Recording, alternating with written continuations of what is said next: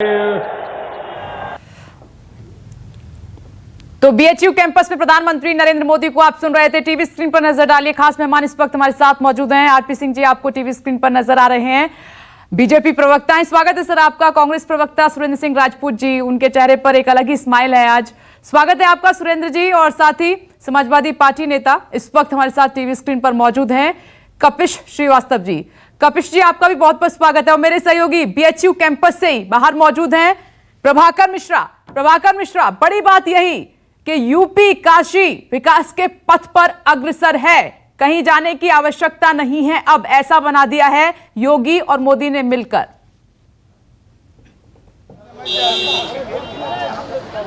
देखिए, यही तो उम्मीद थी कि यही कहेंगे प्रधानमंत्री, यही उम्मीद थी कि मुख्यमंत्री भी यही कहेंगे। तो इसमें जो बातें अभी कही गई हैं उसमें नई नहीं है।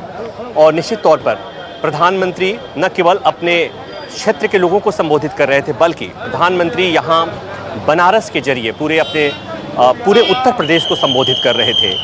और ये इसलिए बहुत महत्वपूर्ण हो जाता है कि चूंकि चुनाव होने हैं, तो इस चुनाव में ये बताने के लिए, समझने के लिए काफ़ी है कि जो बार बार कहा जाता है ना कि जो डबल इंजन की सरकार, तो इशारों में बातें यही कही गई कि डबल इंजन की सरकार है, केंद्र में अगर बीजेपी की सरकार है और उत्तर प्रदेश में जो बीजेपी की सरकार है, दोनों के चलते कितना अच्छा हुआ। इस बात को कोई कितना मानेगा कितना नहीं मानेगा यह अलग बात है, इस पर विवाद हो सकता है। लेकिन जिस तरह से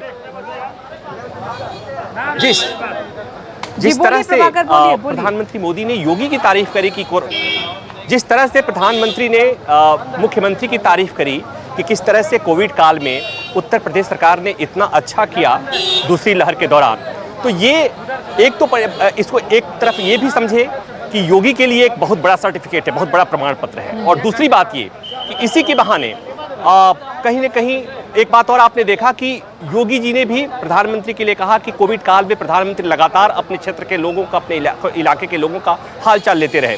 तो ये बताने के लिए काफ़ी है कि एक तरफ सूबे का मुख्यमंत्री देश के प्रधानमंत्री की तारीफ कर रहा है और प्रधानमंत्री मुख्यमंत्री की, तो मतलब ये कि डबल इंजन की सरकार है, इसलिए बहुत अच्छा हो रहा है। और इसी में ये संदेश छिपा है कि आज भले ही प्रधानमंत्री अपने क्षेत्र की जनता को संबोधित कर रहे थे, बल्कि उसके साथ साथ वो उत्तर प्रदेश को भी संबोधित कर रहे थे, उत्तर प्रदेश के अपने लोगों को संबोधित कर रहे थे, उत्तर प्रदेश के तमाम वोटर्स को संबोधित कर रहे थे कि अगर अगली बार बीजेपी की सरकार आएगी तो अच्छा होगा, जैसा अच्छा हो रहा है। और बाकी तो जय जय है ही। मैं बार बार यही बात कहता हूँ कि जो एक सांसद के तौर पर बनारस के लोगों को मोदी जी ने दिया है, वो बाकी लोग जो खबरें सुनते होंगे, जो देख रहे होंगे, उन्हें कोफ्त हो सकती है कि काश हमारे इलाके से भी, हमारे इलाके को भी इस तरह का कोई इस तरह का सौगात मिले। जी बिल्कुल प्रभाकर, आपने सही कहा। देखिए, लगातार क्योंकि विपक्षी पार्टियां भी सवाल खड़े कर रही थी कि योगी को पीएम पर भरोसा नहीं है, पीएम को योगी पर भरोसा नहीं है, लेकिन आज जिस तरीके से बीएचयू कैंपस में जमकर योगी आदित्यनाथ की प्रधानमंत्री नरेंद्र मोदी ने तारीफ की, तमाम सौगातों को देकर इनका लोकार्पण शिलान्यास करके उन्होंने कहा कि मात्र काशी के लिए नहीं, योगी हर जिले के लिए, उत्तर प्रदेश के हर जिले के लिए जमकर मेहनत कर रहे हैं। और रुद्राक्ष कन्वेंशन सेंटर के बाहर से मानस भी हमारे साथ मौजूद हैं। मानस, अब यहां से निकलकर, क्योंकि अभी थोड़ी देर वो रुकने वाले हैं, क्षेत्रीय नेत्र संस्थान का उद्घाटन निरीक्षण करेंगे एमसीएच विंग में, उसके बाद सीधे मुझे लगता है आप जहां खड़े हैं रुद्राक्ष कन्वेंशन सेंटर, वहीं का रुख करने वाले हैं प्रधानमंत्री नरेंद्र मोदी।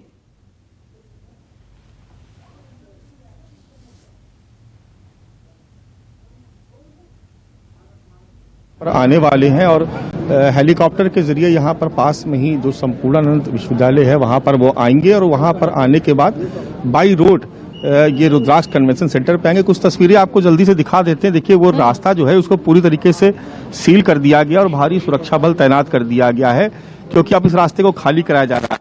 और थोड़ी दूर पे हम लोग हैं यहाँ पर करीब 100 कदम की दूरी पे, लेकिन आप सामने जो बैरिकेडिंग देख रही हैं, उस बैरिकेड के दूसरी तरफ प्रधानमंत्री आएंगे और वहां से सीधे जो रुद्राक्ष कन्वेंशन सेंटर है वहां पर जाएंगे। और वहां पर जाने के बाद सबसे पहले उसका लोकार्पण किया जाएगा, क्योंकि एक लंबा वक्त गुजर गया, करीब 6-6.25 साल का वक्त हो रहा है। और 2015 में इसकी आधारशिला रखी गई थी और अब 2021 आ गया है। बन के पूरी तरीके से रुद्राक्ष कन्वेंशन सेंटर तैयार हो गया है। और अब लोगों को इंतजार है, काशी वासियों को इंतजार है कि इसका लोकार्पण हो ताकि ये आम जनता के लिए ये खुल सके।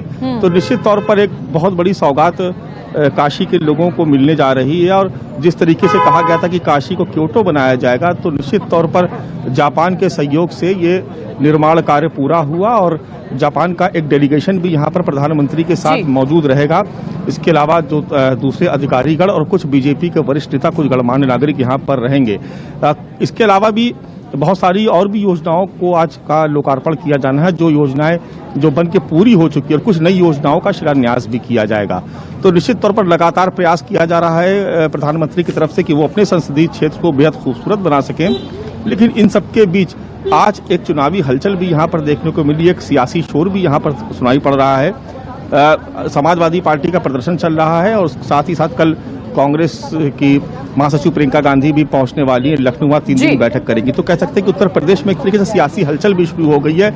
और इस सियासी हलचल के बीच जो ट्यूनिंग देखने को मिल रही है प्रधानमंत्री नरेंद्र मोदी और उत्तर प्रदेश के मुख्यमंत्री योगी आदित्यनाथ के बीच, निश्चित तौर पर बहुत जल्द ही आप देखेंगे कि उत्तर प्रदेश में बीजेपी पूरी तैयारी के साथ चुनावी मैदान में उतरेगी और पूर्वांचल और एक काशी एक बड़ा सेंटर होने जा रहा है। ठीक है मानस, मैं लौटती हूँ आपके पास, नजर बनाए रखिएगा। थोड़ी देर बाद प्रधानमंत्री नरेंद्र मोदी आपको यहीं पर नजर आने वाले हैं, क्योंकि आज सुर्खियों में है रुद्राष्ट्र कन्वेंशन सेंटर, जो कि जापान की मदद से बना है। दोनों देशों के रिश्ते आपको नजर आएंगे। आर्थिक सहायता जापान ने दी है और जो पीएम का सपना है काशी को क्योटो बनाने का, उस दिशा में एक ये कदम है। आरपी सिंह जी, आज कई सौगातें काशी को प्रधानमंत्री नरेंद्र मोदी ने दी हैं। माना जा रहा है कि काशी संवरेगी इनसे, लेकिन एक बात यह भी है कि पूर्वांचल को साधने की पूरी कोशिश की गई है। 2022 का ये शंखनाद, देखिए इस बात की तारीफ करनी चाहिए कि प्रधानमंत्री मोदी जी अपने क्षेत्र की चिंता करते हैं, लगातार चिंता करते हैं और अपने क्षेत्र को किस ढंग से अच्छे ढंग से डेवलप कर सकें उसकी भी पूरी चिंता करते हैं। और उसके नाते से उसका एक मैसेज पूरे उत्तर प्रदेश में जाता है। मैं इसको मना नहीं करता। उत्तर प्रदेश के पूर्वांचल के क्षेत्र में लगभग 156 सीटें हैं। उसमें से अगर मुझे ठीक याद है तो लगभग 118 एनडीए ने जीती हुई है उसमें से। तो वो भी एक निशाना रहता ही है कि लोगों तक वो संदेश जाए, क्योंकि हमारी चेष्टा है कि हम 118 से बढ़कर आगे नंबर को लेकर जाएं। तो प्रधानमंत्री जी अलग अलग विषयों पर जो आप कह रहे थे, ठीक है, डबल इंजन की सरकार का मैसेज भी वहां पर गया है। योगी जी का जो काम करने का तरीका है उसका भी मैसेज गया है। प्रधानमंत्री मोदी जी की ये 24वीं विजिट है, वो लगातार निरंतर वो आते हैं और किस प्रकार काशी सुंदर हो उसकी चिंता हो रही है। किस प्रकार काशी में जो तारों का जाल था, किस प्रकार वहां पे संकीर्ण सड़कें थी, किस प्रकार वो सारा मामला ठीक हुआ, वो सब दिख रहा है। और जो आज लोकार्पण करने वाले उसकी जानकारी आप अभी दे ही रही है। किस प्रकार से वहां एक रुद्राक्ष सेंटर बन रहा है, वहां किस प्रकार से छोटी छोटी चीजें, सीवर लाइन की भी चिंता वो करते हैं। तो एक मैसेज है इसमें कोई छुपा नहीं रहा, राजनीतिक मैसेज भी है। और वो एक सांसद है, सांसद के नाते से अपने क्षेत्र की चिंता करते हैं, इसका भी एक मैसेज है। जी बिल्कुल। सुरेंद्र सिंह राजपूत जी, जब पीएम इस तरीके के दौरे करते हैं और कहते हैं कि मात्र उस जगह पर ही असर नहीं होता है, इट मींस काशी में असर नहीं होगा, पूरे उत्तर प्रदेश में असर होगा इस दौरे का 2022 के लिए। विपनेश जी बहुत शुक्रिया, 1.5 घंटे बाद हम लोग आए हैं, अच्छी बात है। लेकिन हम आपसे बताएं कि 4-5 चीजें हैं। पहली चीज कि गंगा, दूसरी चीज काशी को क्योटो बनाना, तीसरी चीज काशी का बुनकर, चौथी चीज कोविड, और पांचवी और सबसे महत्वपूर्ण चीज मैं आपके सामने रखूं कि क्षेत्रीय नेत्रालय का वो उद्घाटन कर रहे हैं। लेकिन दुर्भाग्य है आज की डेट में काशी का कि एक तरफ तो वो दिव्यांगों के क्षेत्रीय नेत्रालय का एक उद्घाटन कर रहे हैं और दूसरी तरफ वहां पर दिव्यांगों का एक 9 से 12 का विद्यालय बंद किया जा रहा है, चूंकि उसकी ग्रांट उत्तर प्रदेश की सरकार ने बंद कर दी है। 250 हमारे नेत्रहीन दिव्यांग पिछले कई समय से बैठे हुए हैं। काश प्रधानमंत्री जी उनकी तरफ भी ध्यान दे लेते। काश प्रधानमंत्री जी जिस गंगा मां के बेटे की तरफ बन करके आए थे उस तरफ भी ध्यान दे लेते। वरुणा का पाठ 10,000 से ज्यादा रामनामी दुपट्टों से ढक गया है, वरुणा का पाठ बंद हो गया है। यहां पर मानस भी खड़े हैं, प्रभाकर भी खड़े हैं। मैं इनसे कहूंगा आपके जरिए कि जाकर के देख ले कि वरुणा का पाठ कैसे अटा हुआ है। ठीक है, दूसरी बात, गंगा का किनारा जो है वहां पर अर्धचंद्राकार। ठीक है, मैं जवाब ले लेती हूँ, लेकिन कपिल जी से मुझे सिर्फ 30 सेकंड और छोटी टिप्पणी है। ओके ओके ओके, ऐसे मत करिए विप्लेश। ठीक है सुरेंद्र जी बोलिए बहुत छोटी सी वक्त की टिप्पणी, थोड़ी मैं तो- कमी है इसलिए मैंने मैं भी टोका। डेढ़ बोलिए, घंटे बोलिए, से बोलिए। मैं भी बोला नहीं जाता, गंगा इसलिए का आपको पाट मौका मिल जाए। बनारस में जो है वो अर्धचंद्राकार है, और उस अर्धचंद्राकार गंगा के पाट को बनारस में भारतीय जनता पार्टी ने पूरी तरीके से विभत्स रूप से खराब कर दिया जी। है। वह आदि ठीक है सुरेंद्र जी, घाट से लेकर मनकर्णिका घाट। ओके, ये क्योंकि बहुत लंबी बात है, वक्त की मेरे पास कमी है, इसलिए छोटा रिएक्शन मैं ले पा रही हूं। कपिश जी, पीएम ने कहा कि 2017 में लखनऊ में रोड़ा अटकाते थे विकास के लिए, वो रोड़ा ही निकाल दिया हमने।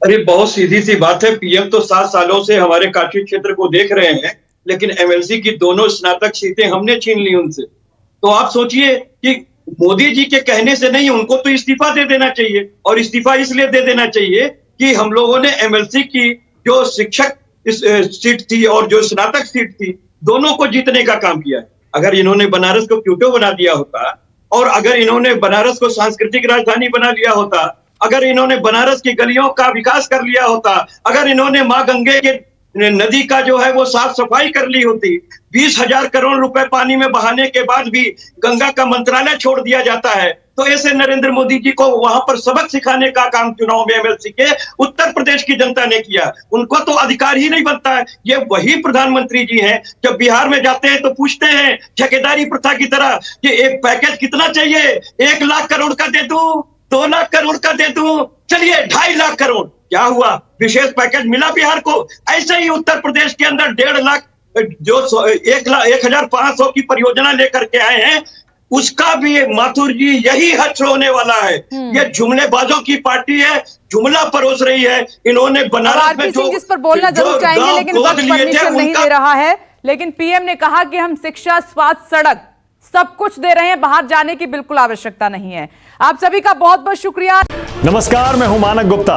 अगर आपको हमारा ये वीडियो पसंद आया हो तो इसे लाइक और शेयर जरूर करें, और हाँ, हमें सब्सक्राइब और फॉलो करना ना भूलें, ताकि आप देश और दुनिया की कोई खबर मिस ना करें। चाहे कोई ब्रेकिंग न्यूज हो या कोरोना वायरस से जुड़ी कोई भी अपडेट, पॉलिटिक्स हो या आपकी जेब से जुड़ी कोई खबर, इलेक्शन की कोई न्यूज हो, कोई कंट्रोवर्सी हो या फिर कोई वायरल वीडियो, सब कुछ मिलेगा न्यूज़ 24 पर। तो जुड़े रहिए हमारे साथ और देखते रहिए न्यूज़ 24।